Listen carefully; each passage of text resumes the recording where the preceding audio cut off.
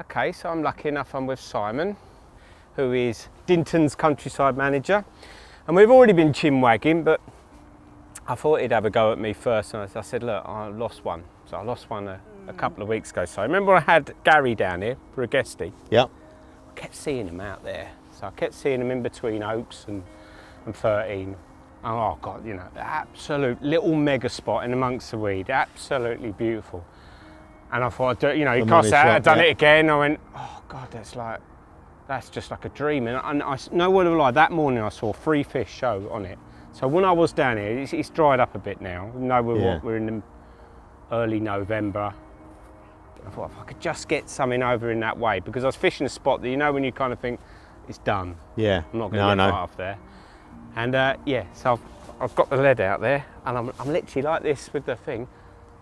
This damn swan, I'll blame you for that. It's one of your swans. One of our swans. Flying past the tree. You couldn't make it up. It's hit the braid. Yeah. And it's sort of, you know, swan's all right. Yeah. Got bang, parted it, went, oh no. So the braid is just like a snake across the surface with my lead that's on that spot. Sake. So I thought, well, I've got to try and get that out. Yeah. So you cast on it, got it. I'm trying, you know, you're gently sort of trying to pull the braid up out of the water, you know, and all you can see it's just disappearing. Yeah. And I thought, well, what do I do? Sinking braid. well, it wasn't supposed to be. It's supposed to be floating braid, but it bloody didn't float then. It was just marker stuff. Anyway, so I thought, what do I do? I kept trying to pull it, but because there's a lead on the end and now probably plugged into the weed, I thought, oh, I'm going to have to risk it.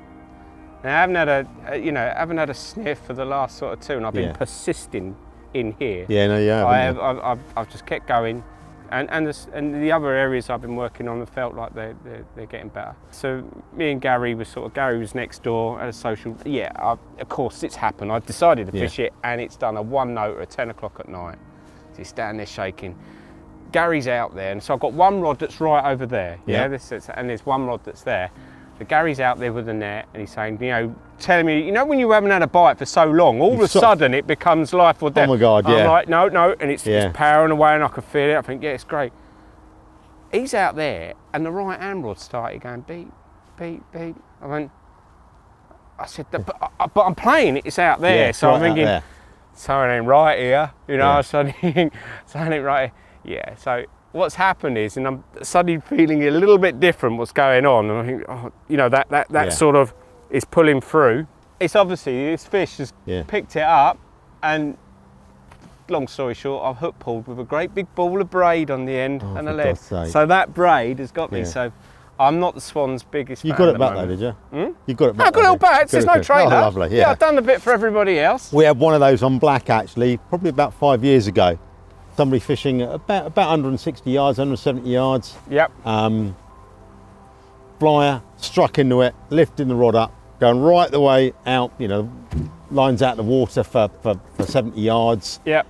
And a swan did a low level flyby, caught the line whilst they were playing the fish, snapped it. No, that's even worse. And I even said to the guy, quickly drop your rod, the swans are going through. And he was like, hey, what? What, you know, oh, it's all over with, gutted. Well, I couldn't see, it was just there, and I was just doing that. It's, you ever think it's going to happen? And he stealthily did it, he just sort of like, bang, gone, and sort of, whoa, carried on. Yeah. And it was amazing, because you'd have thought, you know, it's breaking straight at 40-pound braid, 40-pound braid, and it was like cotton, just gone, just there as well, and I literally... half the time with these swans as well, it ends up catching on the rings, the metal rings, rather than the swan.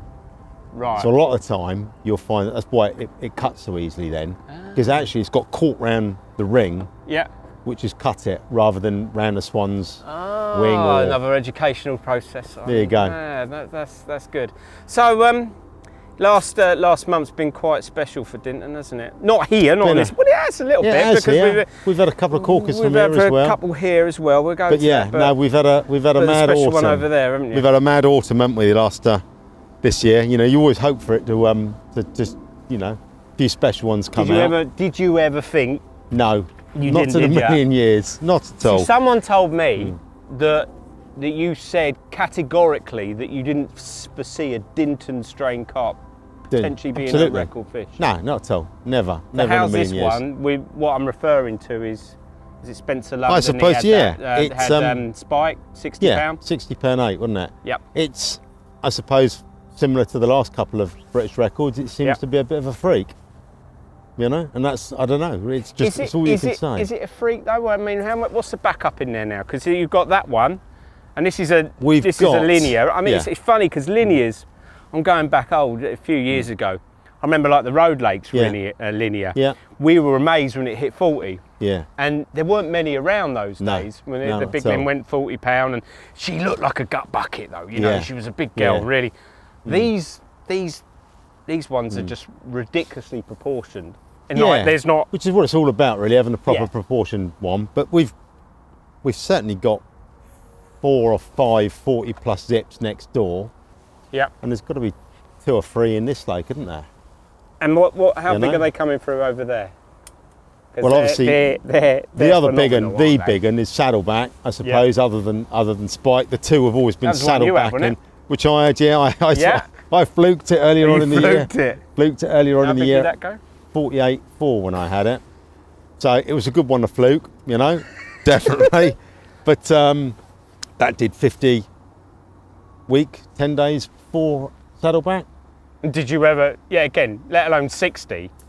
Yeah, you'd hope that one of them might do 50 one day, you know. And I didn't even believe the guys when I got the message going, spikes just come out £60 8. I'm like, no, this is a wind up. And I suddenly thought, I need to speak to Spencer because I was told Spencer had it. So I messaged Spencer, and he confirmed it.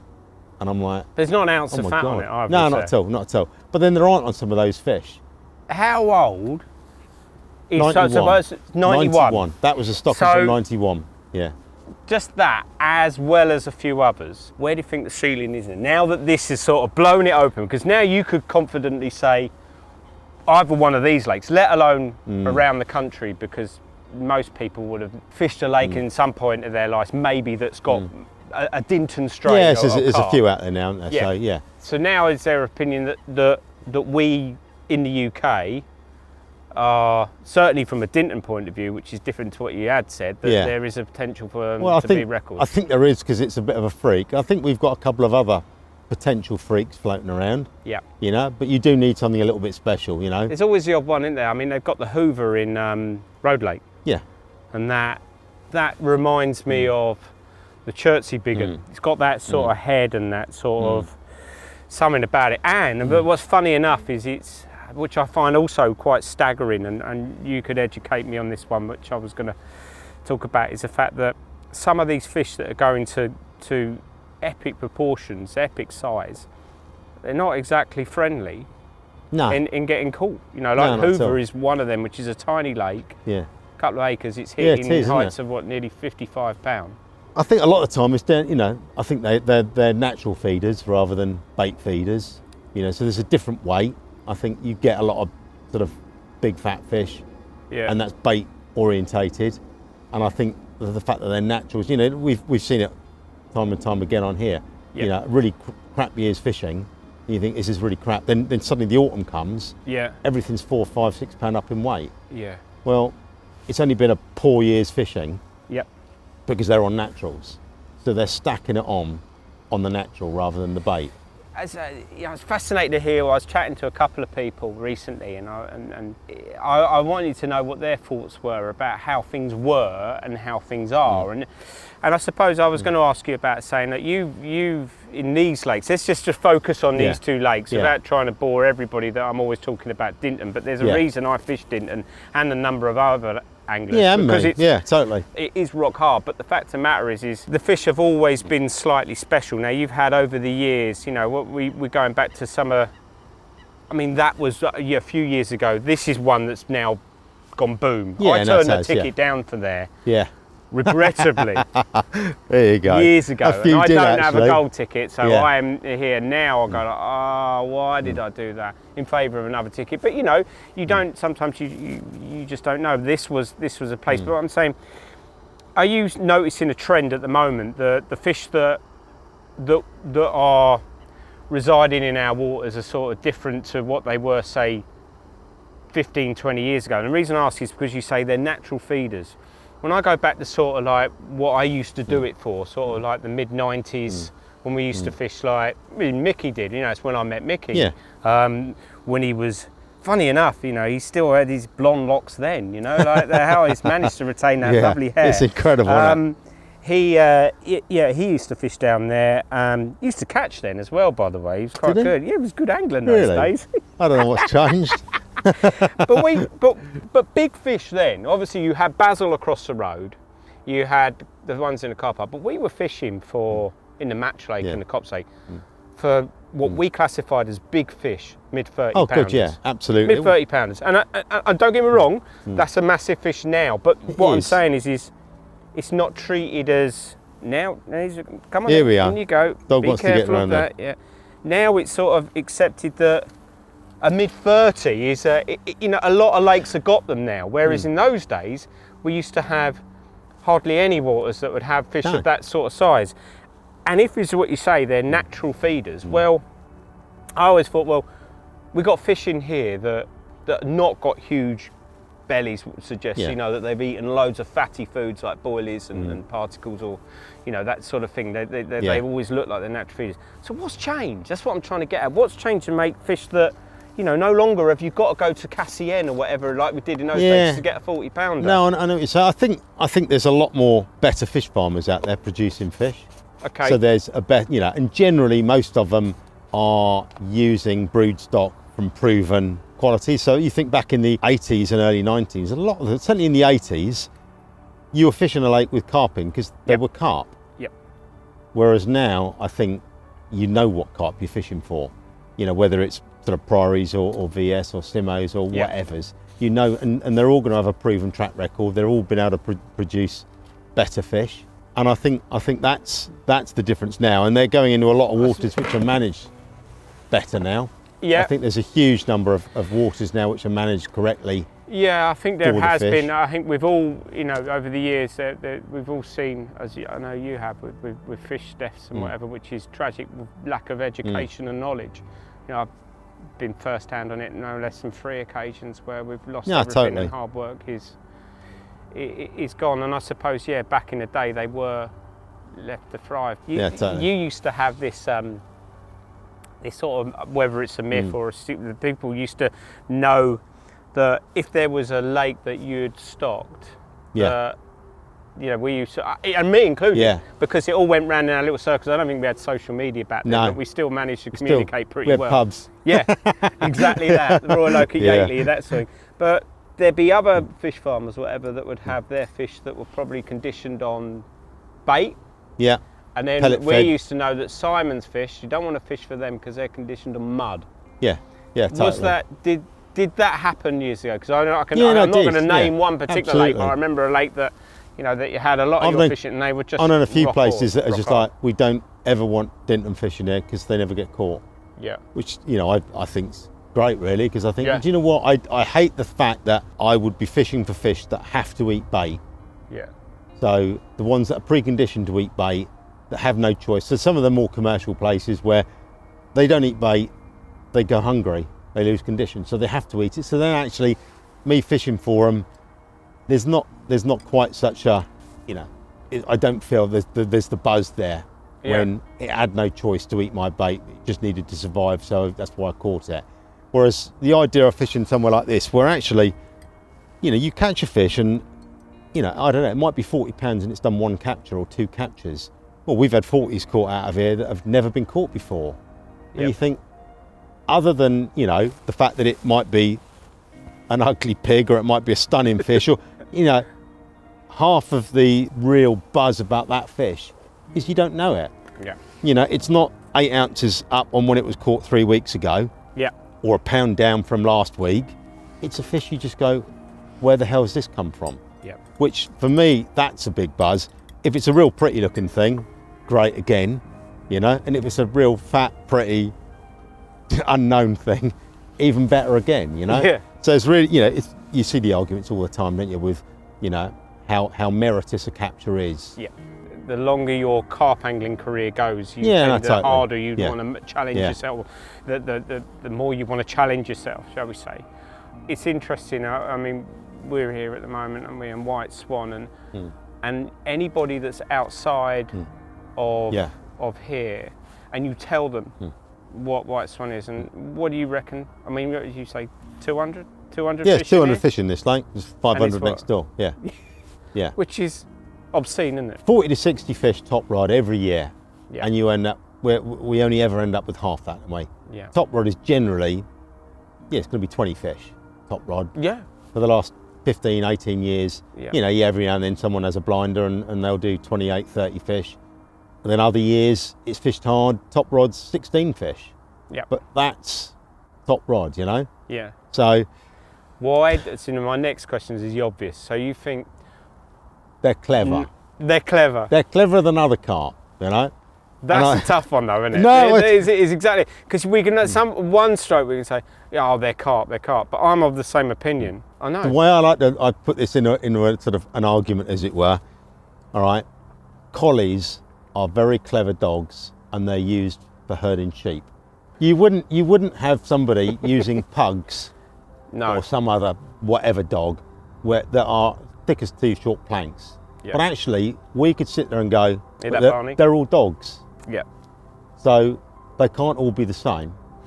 No. So this dog is super clever, and it can open doors, and it can tell you when the doorbell's ringing or whatever. You get all sorts of fantastic things, you know. And you get Barney who can just eat and crap. Yeah. You know. So dogs aren't all dogs. Carp aren't all carp.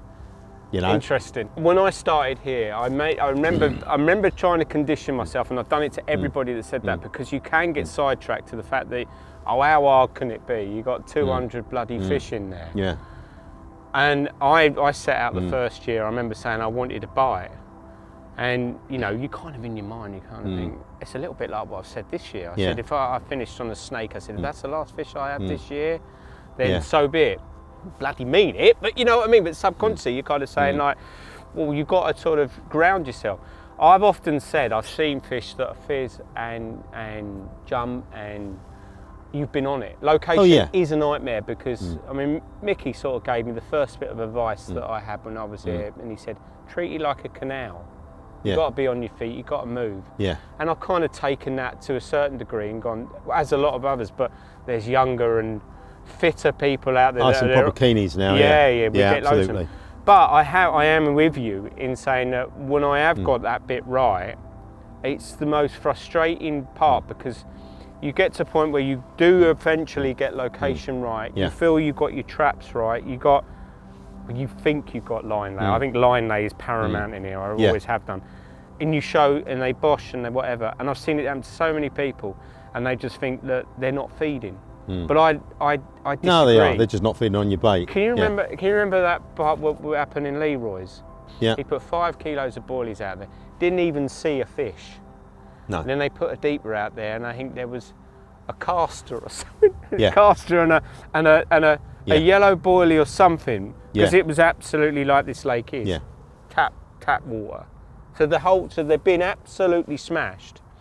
And I know it's funny because it's, as you say, intelligence. The lake I have that that up in the Colne Valley that I help look after. I watch people struggle because you get access to a boat and you can go over the lake and it's got all this weed and then you see this this yellow spot and you go, I want my rig there, or on the edge there. But they know straight away. They come over with their fins and they move. And I think we all get into that a little bit here, that they know straight away. They approach somewhere.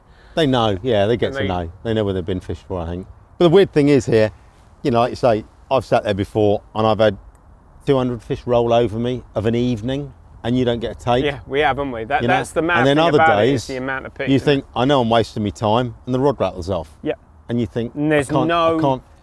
Suddenly, trend, is there? No rhyme or reason. You just go like, oh, well, I'm rubbish, Well, we often we all say that about us. Well, you've seen my rigs. I'm not into rigs. Got a bait, a hair rig, and a hook. Back in the 90s, even I've had people here, and they're casting out, and I'm sat there thinking, what is he doing? Yeah. And he's like, clipped up, spot. No, that's not right. You really still clipped up. Yep. Missed. No, that's not right. 5 times, and then I watch it. And as far as I'm concerned, it's the same spot. And he'll go, that's the one. I'm like that. And I'm So like, I'm laughing because I know it's me. what's... It's a money spot. It's flown. It's flown within half an hour, you know. And I'm like, he's just cast 8 times to the same spot on the same clip, but suddenly it was right, and I couldn't see it land any different or anywhere left or right. And I'm like, how did you? What you know? What's going on there? You know. The feeling. And he's just like, I felt it right. I've touched on the fact that you've got some fish that have got sort of like gut buckets, and most of the fish, other than the grey, the grey always had a big belly, was didn't a he? bit of a pig, wasn't yeah. it? Yeah. But then it didn't come out much, did it? Yeah, again, No. clever fish. It reminded me of a fish that I had in our lake in the Colne that was almost There's identical. always a few, yeah. You know, that was the terriernical little grey, and that was a mega fish, and it was just like it, big head, but that had like a graze on its chest where it was feeding so hard all the time. Yeah. And you know, it was just a fat bugger. Sid was like that. It's a weird thing. Sid always the same batch of fish. Yeah. You know, I put 200. So they are the same. pounders. They are the same absolutely. batch coming they out. were all the same same different batches. ponds, You know, and I put sort of a couple of 100 out there, and Sid was one that came through, and it was just a bit of a freak. He just decided I like bait. Because you know, and that was getting caught 12 times a year, at 50 plus. So when everyone says, "Oh, Dinton's not like it used to be," so what weight did that go in, sort of thing? I moved that. That was my PB at the time, as it were. I caught that out of black at 49.4. Yeah. And that was when black swan was being used as a stock pond, really, for supplying white swan. Yes. So that was back in the that was about 2000, I think. So that was a monster for me. And it was a bit of a freak, you know, as a freak as in the other fish I was catching out that lake at the time were mid-30s, you know, and I was moving a few of them around, and then I got this thing when it was, like I said, 49.4, I think it was. Wow. So that got moved over into here. Wow. And that was it did look a bit. Yeah, it was. It was just, you know, I'd caught it a couple of times over the years next door at 30 odd pound, and then didn't see it for 2 years, and then had it at 49, and that went on up to 56. But that just loved food, you know. So back in the day when everyone says, "Oh, Dinton's heyday," that the height of white swan was the early 2000s because there was X and Y in there. Well, actually, we had 3 or 4 what I considered to be quite mug fish that would possibly do 30 to 40 captures a year.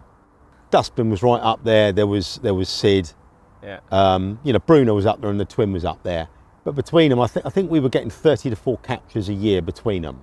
So suddenly you're going, you know, there was 30, 50 pounders out of white swan. It wasn't. It was the 3 fish got caught lots of times. So, you know, so when we're not getting that now, it's not like Dinton's not as good as it was then, because actually in my mind, it's 10 times as good because we haven't got those muggy fish. Yeah. We got fish that actually have a bit more merit to them when you catch them, and they're right up there as well. So we've still got some 50s in here, but we've got some real corkers. Yeah. So there's more value to the capture, you know, from my perspective. It makes a lot of sense. It's funny because Jason, you know, who's had a tremendous season here, I saw him last night, and he said the same. He said, "Do you think there's any truth in the matter that these, as we're going back to the fact that what you were saying about like collies and stuff like that, about dogs in particular, but do you think that they act as a little bit like a teacher to some of the other fish that might have been mugs, because then all of a sudden, and I sort of was saying, we used to have one in this same lake, and I mentioned it earlier, and you and I started talking. I said, "Oh, we got to save this," and there was a fish that would roughly be around 41, and it was called Little Hippie.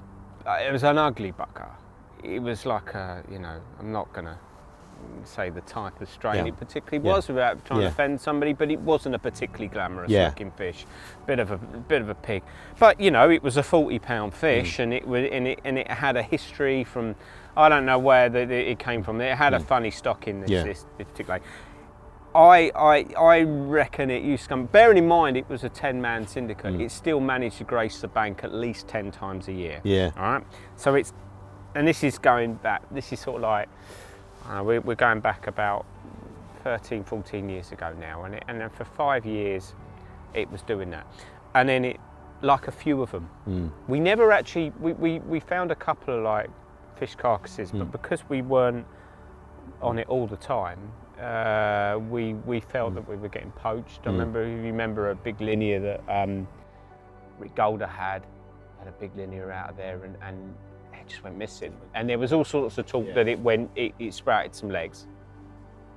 But this fish in particular, because I knew that it was a very easy lake to spot them. You know, you had a really good vantage points where they'd always sort of reside in these snags.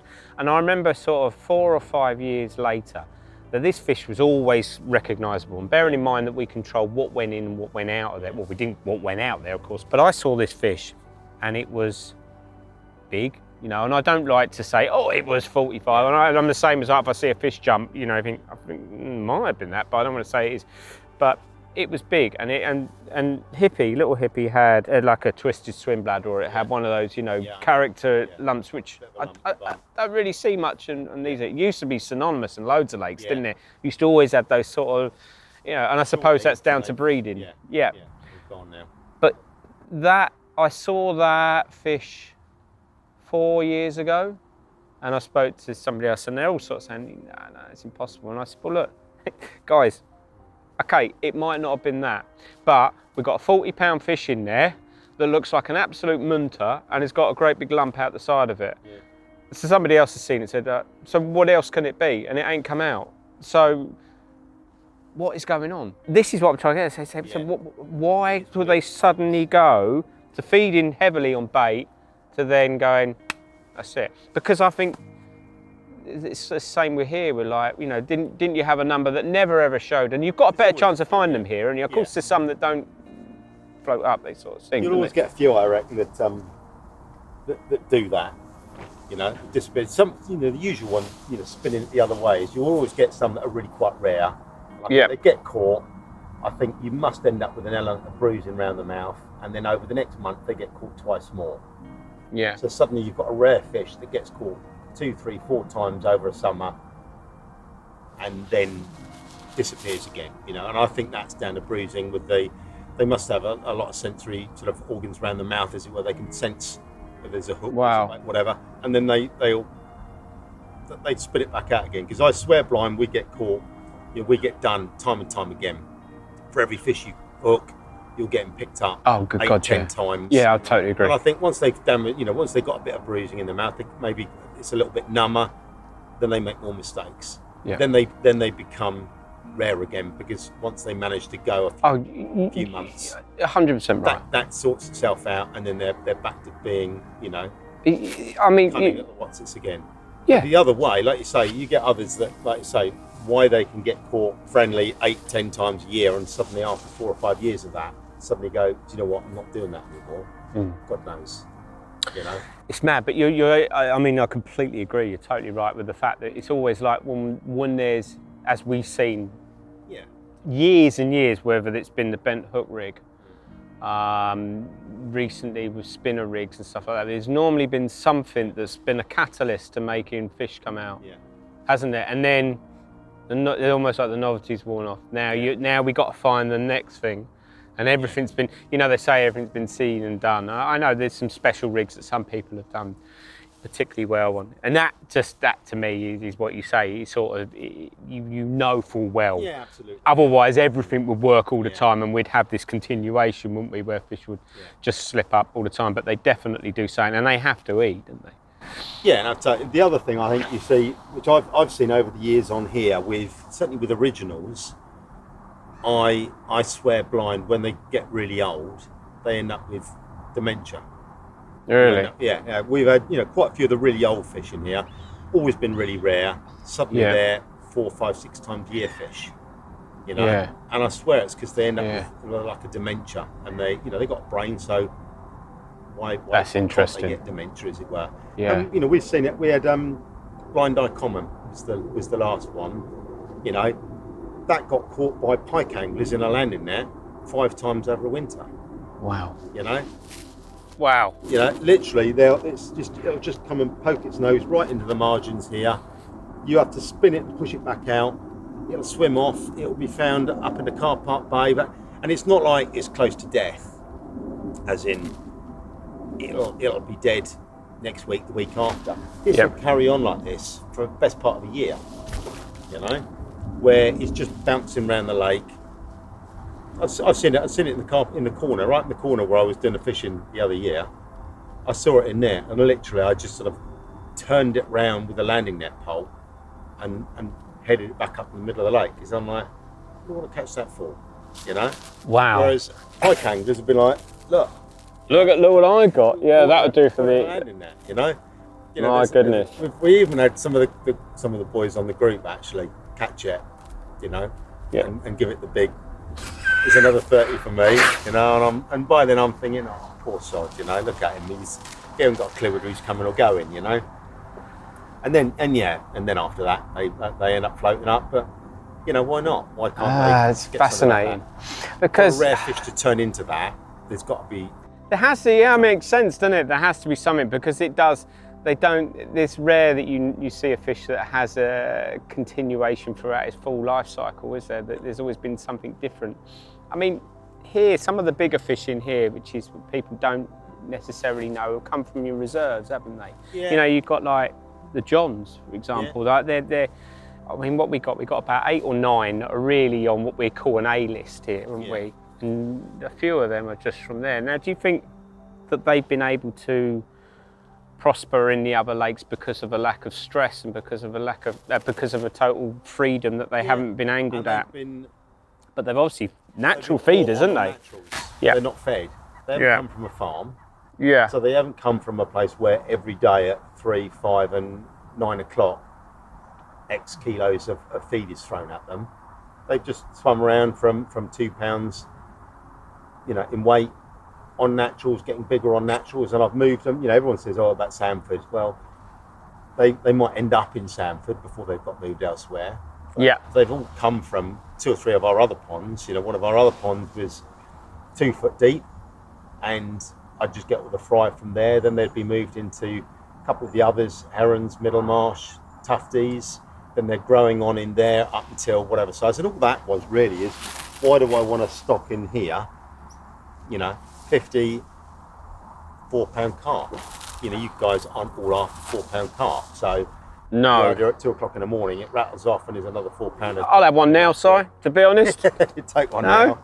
So I had the opportunity and the ability of growing them on to doubles and 20s, or in the past 30s and 40s, but that sort of got blown, I suppose, when we opened Black Swan up.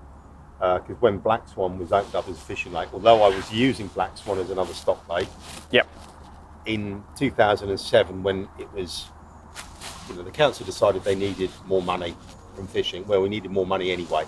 As a service, we had to be cost neutral. So we were told our funding was going to be cut, so we had to make our own money. I was told we need more money from fishing. We needed another fishing lake. So I decided at that point then, okay, we'll have Black Swan as a fishing lake. I knew I had 80 or 90 fish in there, maybe 100 fish in there, because I was growing a few on them and bringing them over for white swan. But at that point then, it was like, I need to up the fish, you know, because that is now a fishing lake. 80 or 90 fish isn't enough to have it as a fishing lake for 90 acres. I need some more. So I did sort of pillage all the other lakes, and everything got put in there then, which is why I haven't. And how old would you say some of these were? Well, some of those were up to 30 pounds. Or but that in age, I was saying. So they're 30 pounds. So they would have been up to 10 years old. 10 years old. What how long do you think most of the Dintons? What's their life expectancy? Roughly, what do you think? What are you happy with? I think 35 years upwards. You've got to be happy. Yeah. You know, the majority will be 35. We've got fish now which are 45. Yeah. So which is incredible, isn't it? So they're nothing to do with me as such. But the majority of the stuff I've been involved in is stocking from about 90. You know, I started in 88, 89. So I was growing fish on from 90 to be used, and that's 91 was Spike. Spike and Co was a 91 stocking. Okay. So, yeah. Interesting. Fish are, you know, 34 years old now. At their peak, then we'd sort of say, wouldn't we? Really? Yeah, so then you think, you know, if we're lucky, you get another 10 years. You know, God, they might drop dead next week. You know, they don't necessarily die of old age. Yeah, you never know. You've got 4-pounders that float up dead. You know, it's just fish die, livestock dies. Yeah, I mean, it's the other thing that I was going to ask, because you felt that the well, what you felt is pretty common knowledge, I suppose, that the Dinton fish, the bellies are traditionally smaller than what, say, other strains. So taking that theory in mind, I've never really witnessed on here big baiting campaigns of boilies, you know, where you see on some, where you see, and I've been to like the Hortons and whatever. Hortons was, I could never really make that sort of fishing work for me, because it was dinner tables as far as I was concerned. It was like a ringing of the bell. You'd have these swims called captors, 1 up, 2 up, and it was like a line behind the gravel bars that were there, and onto plateau when the sun was. And it was just about make sure you've got plenty of food for them. Whereas here, you don't, you know, your views are there, the bellies are not quite as big as what. I don't think they're quite so driven by food like some of those fish are. You know, they've been brought up from an early age to sort of to react to dinner bells. Yeah. These aren't. Yeah. You know, when I was fishing the corner, you know, I did well in there. I used a lot of bait. Yeah, you did. I do remember. I used over a ton of food the one year. Yeah. But it wasn't about en masse, because I'm only ever fishing for one fish at a time. It was about regularity. So I wanted to bait, and I was baiting twice a day, 7 days a week. Yeah. Only a couple of kilos at a time. So it was all about conditioning the fish to look upon it as a natural feeding spot. Yeah. Rather than a dinner table. Yeah. You know, so it was, you know, I'm here all the time, so that was my age at the time. Well, no one else was fishing there, were they? You know, it was quite a spot, and actually I wanted them to think, actually we can, and I think now, you know, you'll still get fish now going towards the corner to go, I wonder if there's any food here. This was always a banker spot for finding some grub. If I go in from that as well to something that I've always noticed, and it's something like I was just about to say about the lake that I was just saying, because I did very, very well by not fishing those spots, and I have done. If you can find something and no one else is doing it, and it's like the soft, or it is on low level weed and stuff like that, and I did well personally out of Fox Pool by fishing in the weed rather than stuff. And what I was about to ask you is, because you were doing where you were your hook holes really good? Because mine were sort of like far back, almost as though to tell you like, I didn't expect that. You know, they didn't expect that. Whereas if you're on a traditional spot, I think I've always kind of I'm not saying that you know they're never, you know, when they're really far back, you know, and you think bloody hell, no, I'm not, literally almost to the point you've got to get forceps out. Yeah, no, they weren't quite that far back, but then I was only 2 rod lengths out. Oh yeah, you were right on top of them. Right on top of them, and I was using really big baits, so flies time and time again. All bottom baits, because my spot was like. Well, if you had a pop-up, Simon, it would have been a floater, wouldn't it? Let's be honest. It would have been. Well, the spot it was like concrete down there. Yeah. It was that hard. Yeah. And it was just a case of just regular feeding. They were coming in for the regular, not for the en masse. Yeah. You know, and the idea of putting 25 kilos out there wouldn't have caught me 12 fish.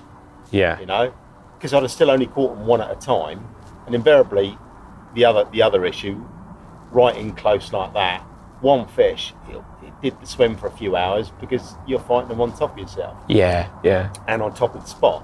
Whereas if you're right out in the middle of the lake and you put 5 kilos out there, you hook one, it's, by the time you've hit it, it's 10 yards off the spot, so your spot isn't messed with too much. Yeah. Everything was messed for me. Smashed, yeah. One at a time, just keep going one at a time, and I'll keep doing all right. What I'm getting at is the winter here is so hard. And we've had a winter guy that comes back year after year and keeps reminiscing, bless him, about, it's a good winter water. Bucks. And he had it, there he is. And he had Bruno during -2 or whatever out of 8. But I don't know what it was like then, because I wasn't here. But certainly now, I'm of the opinion that I keep saying about the middle of October. Yeah. And that's not even cold, is it, Simon? No, it isn't. And I've been keeping an eye on the temperature, and it's been 13 degrees. It's really mild now, and I'm getting the feeling that, and we'll talk about moon phases in a minute, but I'm getting the feeling that you always get a couple of big chunks. I was lucky last year. You know, you wait for the final, don't you, and where it gets, and then it kind of like, that's it. It's almost that it's done. But it used to wake up a lot earlier.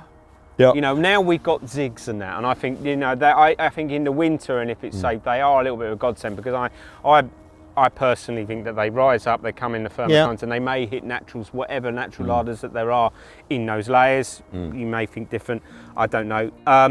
But I used to love the bit where we'd still go in February and all that. Yeah. I'm talking about a few years ago. But then you'll get to that bit, where is it, sort of like the last week of the season. So when we're shut in at 15th of March, you'd have almost like a load of fish will come out. Yeah, The big one would always come out. Yeah, there's always one. Yeah. And then you'd be. So I'm not trying to say that I want to go back to those days, but it was exciting for that week. But then all of a sudden you're like, oh no, no, it's closed for the week after. It's 20 degrees and they're all on the top. Yeah. Yeah. No, it's. But that doesn't happen now, does it? I mean, the first bite on the bottom here was late April. Really. Well, it was a few weeks after I banned the zigs, wasn't it? Yeah. It went within reason. Straight off. I said, that's it, enough of the zigs. Yeah.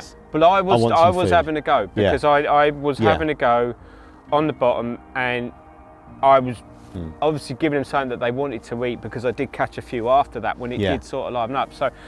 So I still think, yes, it required a little bit of education, I suppose. But do you think that's what it was? Because I was of the opinion maybe we're not fishing for them on the bottom, and I think we'd had a few fish out and the weights were down a little bit. Yeah. I think everyone appreciated the weights were down, and at the same time I'm thinking, well, everyone's throwing bits of foam at them. Yeah. Then we're complaining that they're down in weight. Yeah. But we need, they know they're down in weight, so we need to give them some grub. So actually, I thought, no, I've got to stop the zig thing. I'm not a great lover of zigs personally. No, I wouldn't ban them for the sake of banning them. But in my mind, in the summertime, get rid of them most of the time. And the zigs are going to come back here. I think I said from the 1st of December to the last day of February. So, but I don't think that's a bad thing, on the proviso that the lake is not choked with weed. Because totally. I was of the opinion a few people were having a go when I thought you're getting a bit desperate for a bite there, mate. Totally. Because we're talking £10 bottom, really. No line is going to go for you with weed, even in the use of a boat with that. Doing any of that. No, you got no hope on that one. But in the winter, you kind of know that you're peeing in the wind to get a bite on the bottom. Yeah, no, totally. And then we were having a go when there wasn't many doing it, and it was a little bit refreshing. But then when you come down in March and April, and there's probably upwards of 20 anglers, all with bowstring lines going out to the lake. It's kind of like, and all doing. Either someone's got, he was on a 7 foot. What were black? Yeah, black top with a bit of red. And you kind of think, well, this is really going home saying I'm satisfied with that catch. If I caught the sad thing from why I don't like the zig side of things, is because actually it gets to that point where, regardless of what the depth is, the higher up you are, the more chance you're going to get some sort of action, because they're going to catch the line on a fin. They were getting foul hooked, weren't they? And we were getting fish foul hooked, and there's no doubt there was quite a few foul hooked that were, each to their own. If they want to count them, let them count them. Yeah, it's on your own. Yeah, absolutely. And you can't say, it's, but it's foul hooked, it'll be damaged. Well, if you're going to stick a hook in them, you're going to stick a hook in them, So the idea it comes in from the fin or from the side or from whatever, it's still a hook in them. So it's not a welfare issue but it's difficult to actually say there's skill involved by me going, well, if I have it at 10 foot, then I've got from the lead to 10 foot up chance of a fish swimming by me catching it. Whereas if I've got it 2 feet up, well, actually it's got to be right on the money for me to get a take. So it can make poor angling more effective. Some guys are demons with it. They know the stuff. Yeah, and you do sit there and think, wow, they've really got it sussed. Yeah. Maybe they're using deepness. I don't know. We wouldn't know. No. Yeah, I was chatting to Matt Eaton, going back a bit. I was near the back end of last year. And he did very well with a number of others that were using very high level chods in the weed. Yeah. So I was going with the opinion that, and I'm not the first to sort of doing that this year, that they're getting those bites. Possibly, I don't know how deep a weed we are talking then though. That's what I was interested in. I didn't really say, well, how deep do you think you are? Because, if you're using a long chod. No, but what I'm saying is if we're picking those fish up off the winter, and I was getting my bites in the winter. I had one in January, and I had two bites in December, and they were sort of 8 foot off the bottom. So we're quite, but in retrospect to the distance from the top of the lake, probably 6 foot down. But that's why I was just wondering whether the trod style of fishing that we're fishing over maybe deep weed, that we are possibly putting a bait nearer to where they want to be rather than them dropping down. They were just on top of the weed. They were just, back in we had a few years, which again, I didn't like it because it's not what I considered to be a good style of fishing, the big trod stuff. And I know there was a gang on at the time. They were on 12 foot up zigs, landing on the weed. The moment they get a take, got to get in a boat because it's weeded. Right. Straight and thick weed. This is why So I did hear. They go out there. They've got 12 foot of lead core. All right. Yep. You're over the top of them in a weed. You can wrap that around your fist. You lift it out. Net the fish. Okay. You've ticked the box. You've caught the fish. But it's not a particularly nice way of catching your fish. In my mind, because it really doesn't make a great deal of difference with regards to playing them, because all you're doing is hooking them, and then you're in a boat. You're above them. You're pulling up a ball of weed, you're netting a ball of weed, pulling it out, you've got a fish in the bottom. So that's, and there was a couple of times then where I'm like, that's it, I'm cutting the weed because I don't like that. But it was nice to see somebody. I always remember we had a guy called Wes come down on a winter ticket in November. He was in 77 and he hooked a fish whilst I stood there, and it like kited 60, 70 yards, took 40 yards of line off of him. And I was like in awe of, oh my God, this is how fishing should be. You should hook something. It should be one end of the lake to the other. You're fighting it rather than quickly grab a boat. It's in a weed, but I need to pull it out of the weed. Suddenly he was playing a fish using the whole swim, 100 yards sort of open space in front of him, and he played it. He caught the fish, and you were just like, that's what we need to be getting back to. That's what fishing is all about, not just the capture. It's not all about, I didn't play the fish, I got in a boat, I lifted it out, here it is, aren't I a great angler, it's 47 pounds 3 or whatever the hell it was, and it's a photograph. You're fishing for photos then, but that's another thing, fishing for photos. We have a few of those on here nowadays. Well, there's been some controversy this year, hasn't there? Well, but these things happen. People have all got different reasons for what they're catching. And in my mind these days, I look at guys and more think of an obsession than a passion, doesn't it? I think there's guys that are in it for the long haul, and there are other guys that are in it for the for a little bit of glory and a bit of whatever, prestige at the time, and I think they'll probably burn themselves out. I think a life and fishing balance is so healthy. I was chatting before the cameras are rolling. I have done 3 nights a week, and I have, and it's not that I can't. I probably choose not to. No, this is it. And it is nice because I love it, and I don't want it to be life consuming. But look, some people. I've got friends that do balance it and do balance it right. But with weeds, so benefits of you're looking at, we might be chopping some weed out of here. Well, we are going to pull it. I am going to try and bring the weed boat over and take the weed out. So what do you see? Because there's lots of people going, oh, that's going to kill it. But you and I sort of laughed about this because it's already killed. Well, the winter sport at the moment, generally there's always a few captures, and we're having a load getting caught at the moment. So we're into early November now, and there are fish fairly consistently getting caught. Every few days there's another one out. So it's quite consistent. Slow, but consistently slow. Whereas actually, I think we're in that period now. Yeah, we are. I think we've just gone. Whereas normally we'll get to middle of December and we'll go 2 months and there won't be a fish out. So by me taking the weed out, what am I killing?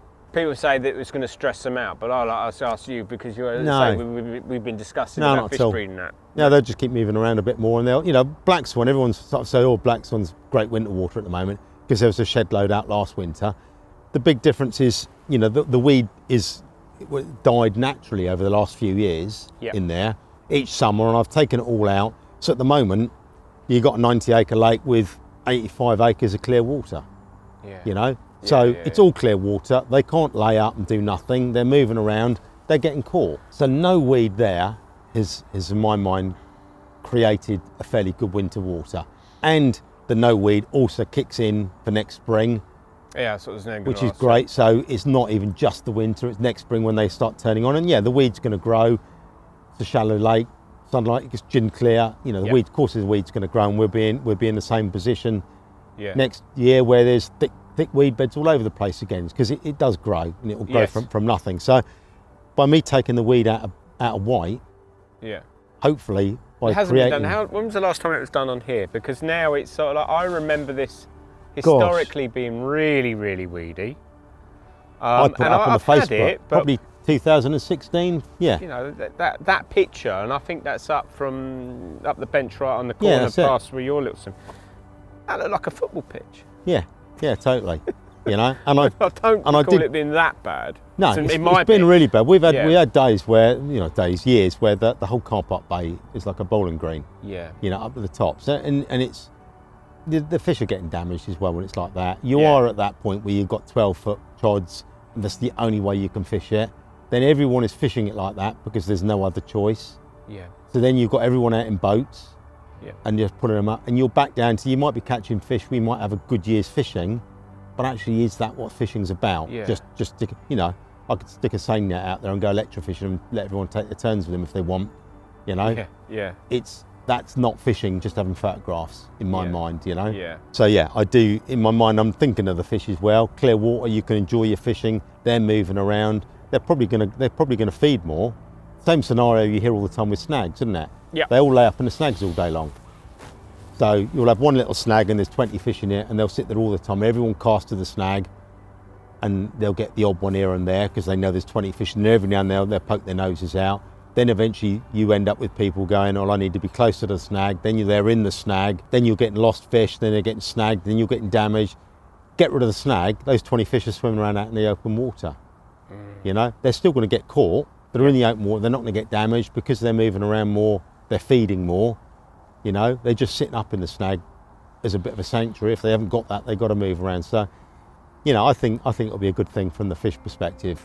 The fact is, as I said, I sit on the fence on this one because I've not seen it firsthand and what it could do. I kind of turned my back on the winter over here because it was so hard. No, it gets silly. And at the moment, as I said before we rolled in these cameras, I knew where some fish were, and it's choked. It's choked in my mind, what am I going to ruin? I'm going to ruin 4, 5, 6 captures between end of November and February. Yeah. If I cut it, 4 or 5, 6. Last year this year I suppose, we had over 100 fish caught in January and February out of black. And that's, in my mind, that's no weed. That's no weed keeping them moving around. Yeah. And I'm not necessarily going to say white will be doing that. People know that, don't they? But the other one... Weed is a killer for winter. Yeah. It generally is. The other thing, they're not extra captures either. Yeah. Because they got hammered out of there in January and February. Yep. Yet the March, April, May was shockingly poor over there. Yes, I remember that. So that was mental. I don't think by changing these things and fiddling around, you're creating, you're getting more fish. Yeah. I think they'll still do 1 or 2 captures a year, most of these fish. If you want to catch them in January rather than catch them in April, then so be it. But it doesn't mean they're going to do a January capture, then an April capture, then a June, July, then an autumnal capture. I think they just think, do you know what, if I'm caught now, then I'm going to be a little bit cager and I'm not going to be feeding quite so cautiously. Yeah, absolutely. Well, that leads me on to, we laughed about it the other day, but there's definitely something in its side. What is it with bloody moon phases? I don't know. Is it? I mean, we've all got our opinion. I keep going, I go when I can go. And if it happens to be that there's a new moon, bonus result, but it happened last year. It's happened this year. There's a few guys. I know Paul Eaton's real. He loves it, doesn't he? Yeah, he's right on it, and he'll sit there and he'll show me the moon phases and what's got caught here and there. Yeah. And I'm still really cynical about it. Yeah. And I'm still thinking, if tonight there's you on the lake, and that's it, the chances of you catching are remote, I suppose, but it might happen. If Thursday night it's a full moon, and you've got there's 10 anglers down there, all giving it that it's a full moon. suddenly your 10 chance times more is 10 times better.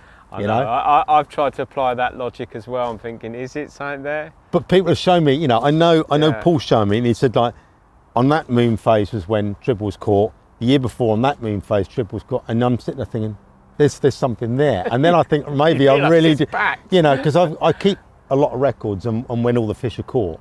Yeah. And I get my little book and I write in the date and the weight of that fish, and I keep thinking I'll have to do it where I look at the moon phases with every one of these captures of every one of these fish to see if there's anything in it. But from my perspective, I'll fish a Tuesday night. That's generally when I fish Tuesday nights. Yeah. Well, if it's a full moon, if it's a half moon, if it's a spring moon, it's an autumnal moon, it's a wolf moon, it's Tuesday night, it's me night. So, I might. It is, yeah. Absolutely. It is what it is. Whether I'm likely to catch on certain ones, I don't think so. No. I can't recall the last time I caught on a proper full moon. No.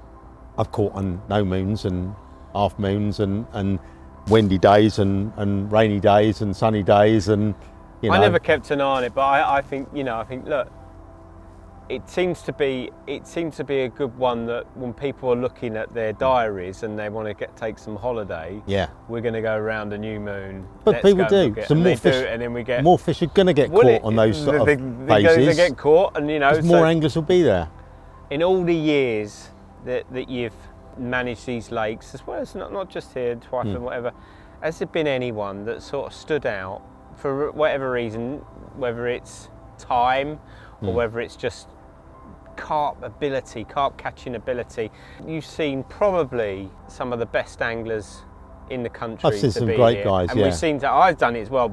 I've seen some anglers that I thought were brilliant, and then I've gone like, oh my god, he's an interesting. Stop talking man. Mickey again.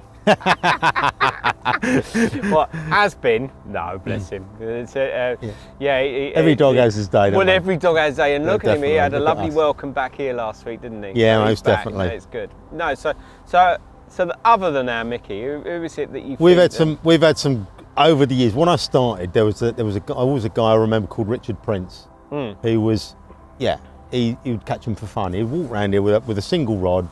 And I know you could say, but back in the day, right at the start, they were a lot easier and this and that. But he would be watching them. He'd catch one here, and they're heading towards the shallows.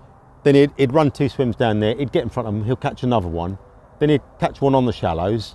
Then they'd start carrying on round the far side. So he'll go over into Harvey's and he'd pick. Wow. And then I'd bump into him in the car park, and he's had 8 fish, and he's been here the morning. And you just think, how does he do that? He was right on it. But there was a few guys that were on it back in there. Scottish Dave was another guy. We had a guy called Dave Finley. That's it. He was similar. Great guy. Always caught a lot of fish. Excellent angler. Not guys that are tied to any bait companies or sponsored deals or this and that or professional. They were did it for full-time employed, proper. Love of fishing. Professional human beings who went fishing. Yeah. Then after that, some of the tap play boys took their place apart, which was. Mark Brady and Paul Shield, and he was, he had a bad fall on tap play. He's in a wheelchair. Oh, I remember that was in Martin Clark's book, wasn't it? Yeah, I remember that. That was before. That was right when I started, really. Yeah. So that sort of happened right when I started his work. But he fished, strangely enough, in here, alongside a guy called Andy, and this was a regular baiting thing. We had clear water here at the time, and him and Andy were regular baiters. They would be here. They'd be here they'd bait up on a Sunday when they were leaving. They'd bait up on a Tuesday or a Wednesday. Then we'd be back down on a Thursday. He started fishing here when Dinton.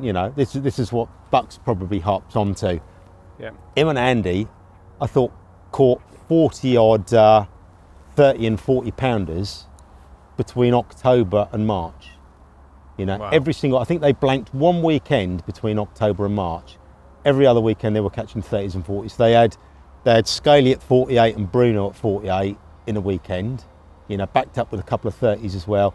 They were just catching them for fun all winter, and I've never known sport like it on this lake before or since. Wow. But actually the regular baiting for them at the time was working really well.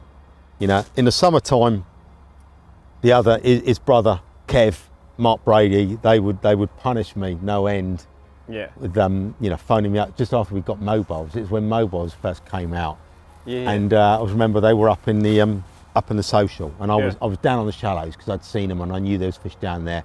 And I sat on the shallows with one of these sessions where I had 200 fish roll over me all evening, blanked, and literally all night long they were phoning me up. Oh, we've got another one. Oh, we've got another one. I must have had 8 calls that night, and then they were laughing that he's still got his phone on, the idiot. So we'll phone him again, and he'll wake me up again. Oh, we've caught some more. They did brilliantly. They were really on it, and that was at the time for them. That was Particle. Particle was doing it for them, you know. And again, they were regular baiters and it was working, And then I suppose after that, we then got on to the Terrys and Co, which they were good anglers. Yep. Although Terry enjoyed the lake, I think, Yeah. rather than he loved the lake. He did all right, but there was a lot of other good anglers here as well. Yeah. So again, he wasn't competing with the fish. He was competing. I've said that all along. I think it's still the case now. And it is, You'll see a fish roll over the far end and you see 2 more and you think, that's it, that's my cue to move. 4 other people have seen the 3rd fish roll there and they're all on the move as well. On it. Yeah, so that is, I've always said that, so I think you're up against it. So he was really good then, and I suppose now Cashy and Miles are the ones that probably stand out at the moment that have something a little bit special. Yeah, really. That's in my time here. Cashy sort of stands out in the fact that it's when that one particular angler, and you don't necessarily get to see the homework that was applied and the preparation that was applied. You never get to see that. No, and you just see him absolutely rip it apart, and you think, what is he doing? And doff my cap to that one. That was incredible. Miles is meticulous. I haven't seen him for 2 months, 3 months. He hasn't been about. He's come back. And I think he's had 2 or 3 fish this 30 trip. and an 18, I think. Yes, so he's right on it already, and their ability. Yeah. What do you see as the challenges as we face at the moment? I mean, I look at it at the moment. The hardest thing I find now in the modern carp angling is going to that next place is nigh on impossible. Do you know what I mean? Yeah. And it's like it here. I mean, do you think it's going to get a little bit like the way the Bank of England is adjusting things, the cost of living, and that we are being told to hold back because near enough every waiting list is closed in the UK, which is hard when you're trying to take that next step or you're trying to move on. It's difficult, and it is difficult because you can drop off and you might be waiting 4 more years and Do you think that trend is going to continue? Yeah, I think it is. I think better waters with bigger fish, etc., are always going to be able to command whatever they want money-wise and list-wise and the rest of it. So, it's definitely, certainly from my perspective here, it's a case of managing the anglers as much as the water, more so. There's places out there, and they're businesses, they're proper businesses. Yeah. And they are having to spend thousands because obviously otter predation at the moment is a real threat, isn't it? And that is what scare me as it were here, because there's not much I can do about them. No. We got the river 20 yards over that way. I know, we've got the lakes here, thereabout, and there is no way I can fence the side. No, it's the same for the lake that I help with up in the Colne Valley. There's nothing we can do about it, and if it happens and we just literally wouldn't know about it, it is a worry. Big open pits are helpful, I think, on that front. Yeah. The waters I've seen that otters have really hit are a little bit more easier targets, shall we snaggier. say? I netted a lake. I was involved in a lake up in Gloucestershire, and Ian Paul's lake actually, one of Ian's lake, and he had one island out there with snags round it, and the fish had bred in there a couple of times. There were some of the Dintons in there, and they wanted to get the fish out. A few times this happened over the years, and I could go up there and put a net round the island and the snags and catch 90% of the fish in that lake. Wow. Around this one island. And he phoned us up a few years ago now and just said, we're getting otters on there now. It's heartbreaking to see them getting eaten one at a time. Every time you're going up there, you wonder which one's been eaten, etc. I want them all out. I want them all gone. We're walking away from it, which was really sad. Yeah. And I went up there and put the net round the island thinking I'll get 90. Didn't catch one single fish out of it. All right? Okay. Because in my head, the fish go to the snags to get away from anglers. Yep. It's their sanctuary to get away from us. Yep. But the otters are right in there, so the fish felt safer sat out in the middle of open water, Yeah. away from being cornered, as it were. And yeah, that's where I was catching them all from, out in the open water. So lakes like this, with a bit of depth, shallower waters as well, I think they struggle. Because, you know, they're not the brightest things, some of these carp at times. There'll be a shoal of 40 of them there, and the otter will go in there and grab one, and the other 39 think, that's cool, working like a shoal, worked in my favour, I never got eaten. Okay. Next day, there's 38, next day there's 37, and they'll just keep going till the shoal's gone, you know? Okay. But I think a big lake like this, you know, I've got no doubt I'm going to lose the fish over the years. It's going to happen, you know. But on a big open pit with a very low density, there's always going to be a lot of effort for things to find the fish. Okay. And that's all I can hope for. Yeah, you know? that's all we can. Well, yeah, it's horrible to say, but yeah, we got away with it so far, haven't we? And long may that continue. Yeah, definitely. Brilliant. Si, you've been a star. What a mate. Thank you, mate. You're a star. Thank you. Thank you for the tea as well. It's all right, isn't it? Cheers, mate. Take care.